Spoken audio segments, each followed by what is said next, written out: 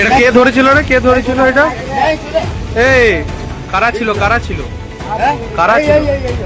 এরা এরা কোথাকার ছেলে? এরা চাবি মোড় থেকে এসে এখানে এই গরুটাকে ধরে নিয়ে যাচ্ছিল, তাই তো? তোরা কোথাকার বটিস রে? তোরা কোথাকার বটিস তোরা? তোরা কোথাকার বটিস? নাম বল, নাম বল, তোদের নাম বল, নাম বল, নাম।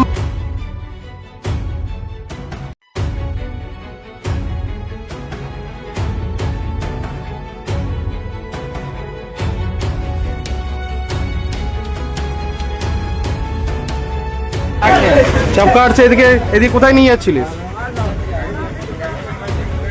কোথায় নিয়ে যাচ্ছিলিস? কেন নিয়ে যাচ্ছিলিস? কেন গরুটা নিয়ে যাচ্ছিলিস কেন? এই দেখুন, আজকে বুধার কালীপান্ডি স্কুলের কাছে 4 জন ধরা পড়লো, গরু নিয়ে যাচ্ছিল। ধরে পদে এখানকার ছেলেরা ধরেছে। এই দেখুন,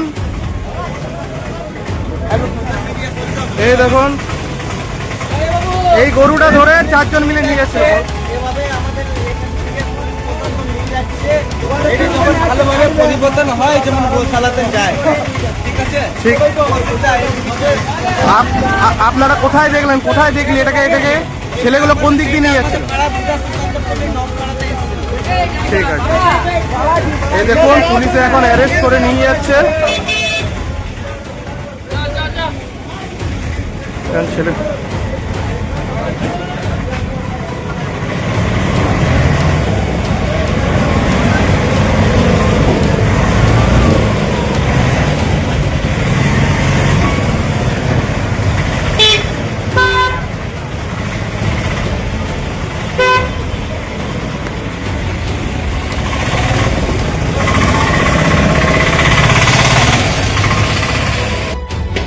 আজকে এখনই দেখা গেল কালীপান্ডি স্কুলের কাছে 48 নম্বর ওয়ার্ড আর 47 নম্বর ওয়ার্ডের মাঝামাঝি এলাকায় 4 জন মুসলমান জিহাদি ছেলে গরু পাচার করছিল, গরু নিয়ে যাচ্ছিল। আমরা পুলিশের হাতে তুলে দিলাম। এখানকার ছেলেরা একটু আগে ধরেছে। তোরা কোন জায়গায় ধরেছিলিস রে? সরস্বতী মন্দিরের কাছে, ওইখানটায় ধরেছে। তুই এখানে নিয়ে এসেছিলিস নাকি?